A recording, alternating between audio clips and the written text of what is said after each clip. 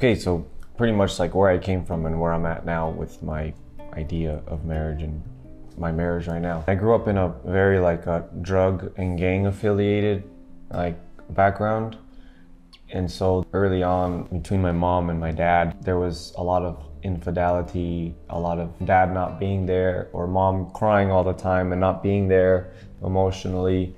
And that ended very shortly after I was 10 years old. And then because of that lifestyle my parents were living in, I got taken away at 12 years old. And so that disrupted everything because not only did I get taken away from my parents, it separated me and my 3 sisters and we all moved to different places. So there was like a very early separation. So I kind of like zoned out and became an extreme introvert. So in my teenage years, I followed those footsteps because that was the only thing that was presented to me. And I thought it was in a sense, a good thing, right?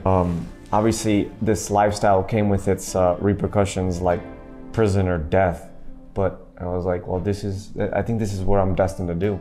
And that lifestyle led me into the darkest points of my life because I was living as a rejected kid. I was living as a cultural failure because I left school. And sometimes I was living off of $5. I mean, this place left me with absolutely 0 friends. There was a lot of times where like my life would have been taken away from me. And then when I reached to like the deepest of, in a sense of a depression, because after 18 years of life, everything in my life went wrong. Everything that I did went wrong somehow. And I was asking myself, will my life continue to lead into the worst parts? Will everything continue to go wrong for me? And there was a point where I just didn't want to live anymore. And I was, after a lot of really bad things that had happened in my life at that point, that's when God was introduced into my life and just the reality of life, because I was thinking of life as total depravity. You live and you die, and that's it. And in a sense, when God came into my life, I knew for sure deep down inside that my life was meant for far more than just being a kid from Tucson, Arizona, who just grew up in a broken home. And I was like, well, actually, I bear the image of God, and He created me like with this beautiful mind and this beautiful heart, and I actually have purpose in this life. And that's where, you know, that feeling of family came into my mind, into my heart. And I was like, you know, family is supposed to be beautiful. You know, the reason why I'm broken is because my parents were broken. And I was like, I need to be healed. I need to be fixed. I need to, you know, find a source greater than me. Like, no human in this world could have fixed me. Nobody could. Doesn't matter if you would have thrown $1 million at me, that wouldn't have fixed me. I needed divine intervention. And so in that point when I was 18 years old, when that happened, like my life changed. I mean, everybody in my life back home still to this day are like, wow, Ernesto changed. Like I was a completely different human. And from that point on, I started living my life on purpose. And so when it came to the relationship and now my marriage, I knew I had to, and I wanted to build something beautiful. I think in any career that I want to build for myself, the thing that's going to speak to people the most and that's going to help me and heal me the most is the family that I build. Because now, as the man of the house, I am responsible for the culture that I build, for where I take us. And I think that's one thing that I convinced her to marry me, because I was like, I'm going to take us to where we need to be. Like, that's true, you did say hop that. on the ship, enjoy the ride. I'm gonna take good care of you. And you have. So like everything in life, it's an investment. So you give either into a good investment or a bad investment.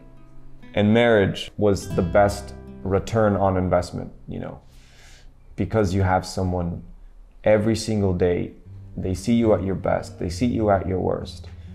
And when you're truly there to help each other, there's no losing. You can't lose. You're only gonna win. Yeah. That was really good. That was very inspirational. So the reason we're actually here and we're doing this interview is because both of us deeply have believed, for me for my whole life, him a bit later on, in the importance, as Ernesto already said, of marriage. Like, this is your best investment. Everyone wants to be actually deeply loved, completely, forever. Like, we all want the fun, we want the new stuff, we want the different experiences, but actually what we want the most is that sense of stability and knowing that no matter how wrong things go or how good they go, there's someone there constantly too, that constancy, that support and love that is not dependent on anything. And you want to be loved by choice. You don't want to be loved just out of feeling in the moment.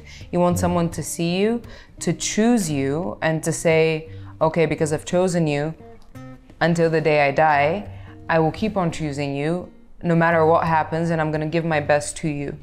And for me, that is probably the most inspirational thing there is in life. Everything else follows because we know the insides of ourselves, where everyone is crazy, everyone is individual, everyone is super cepat. Everyone is hard to love in their fullness. It's easy sometimes, but when life keeps going, that consistency is what we need. And I also encourage people, I get this question many times, like, okay, but why can't people just live together and not get married? If they've chosen, if they've committed, like, what does marriage mean? And I'm like, look, okay, for every important thing in life that you want to protect and you want to feel like you're secure, you sign a contract, right? Like, when you go and you hire an apartment, you rent an apartment, you have a contract that you need to sign so that you're sure that the other person signing it, the landlord, is not gonna just decide when they're emotional and they don't like you, that they kick you out without any consequences. When you go to work at a certain place, you sign a contract because you want to be sure of the terms and conditions, you want to be sure of the fact that you're not gonna get fired on a whim and lose your stability, what you have. You're gonna get paid. Yeah, and that you're gonna get paid. I think marriage is the exact same thing. If you want love to work, if you want your relationship to work, you need to tie yourself down to a contract as well, so that when you're emotional and irrational, and tie yourself down, it's good. That's the rational thing you can do in order to protect what you really want. You put boundaries when you're rational, so that when you're irrational and emotional, you actually have something to stop you, to stay and think for a sec, and actually go back to what you really want.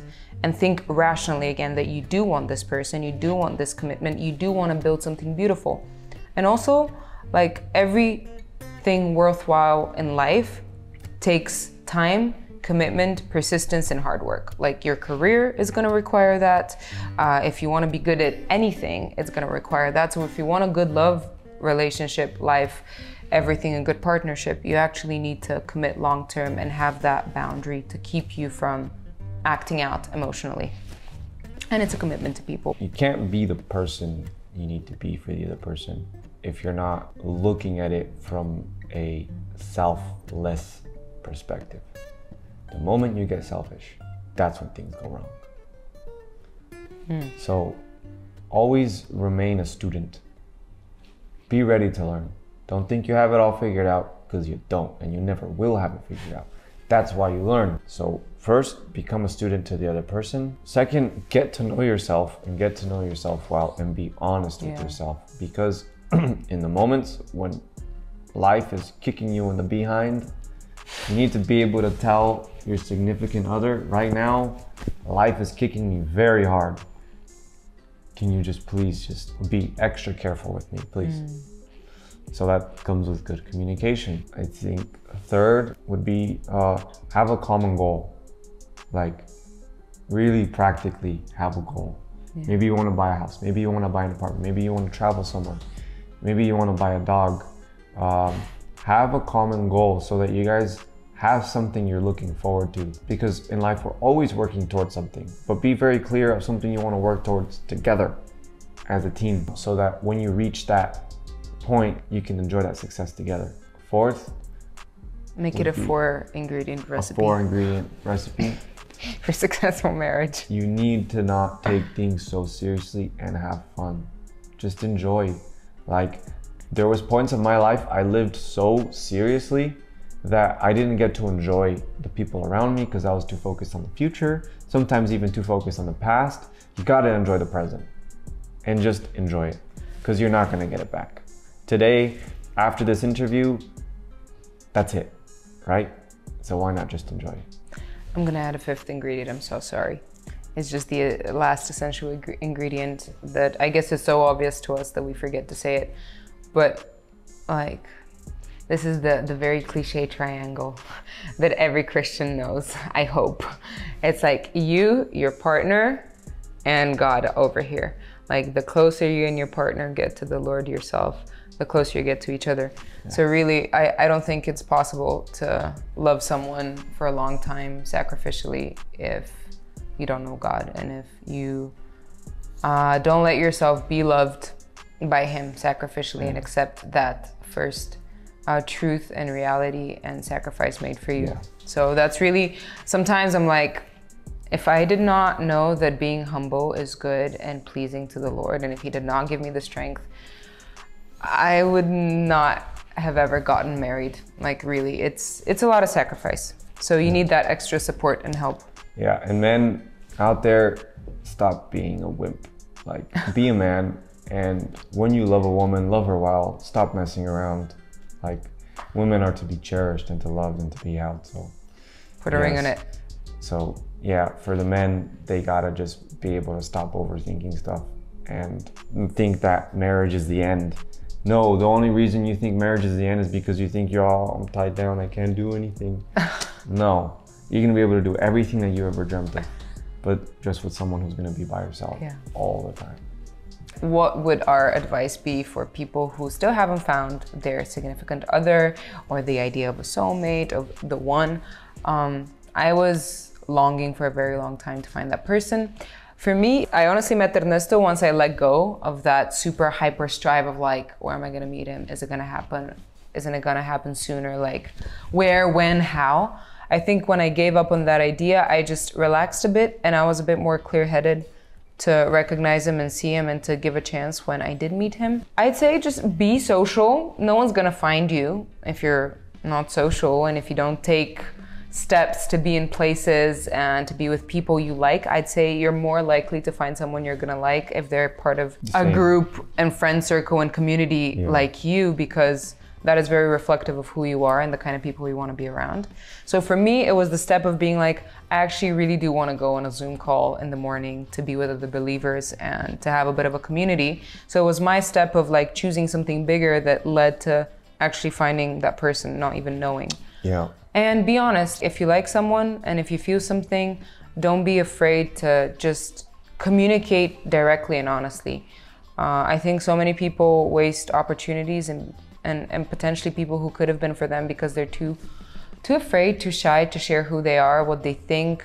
I think that gives so much clarity, putting your cards on the table. You never know how the other person is going to respond.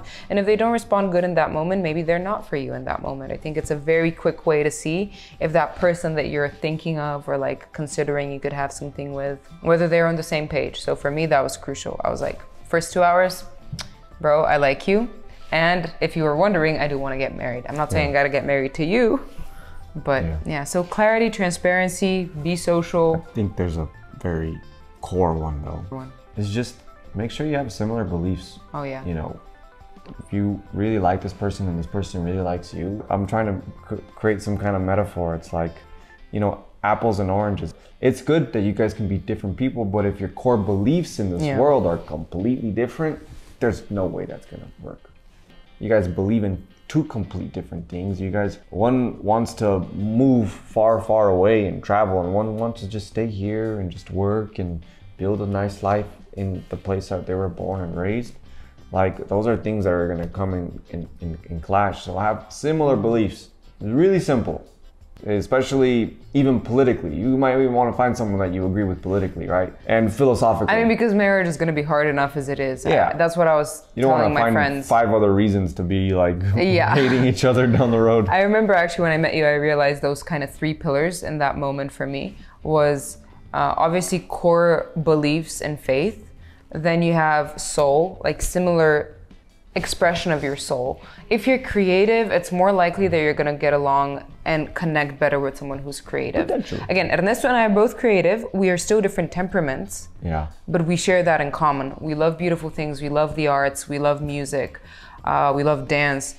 I think if you have an adventurous spirit as well, it's nice to be with someone who also has a little bit of that. Like, I'm definitely more, I want to go out in the woods and in the forest and travel. And this is a bit more, I want to go to a hotel and have the all-inclusive experience. Yeah. But we do share common things. Okay. So, beliefs and faith, then you have your soul, and then just hobbies and common things to do. If you guys don't enjoy anything in common practically, you're just going to spend a lot of time apart and not come together, and you actually want to be able to come together.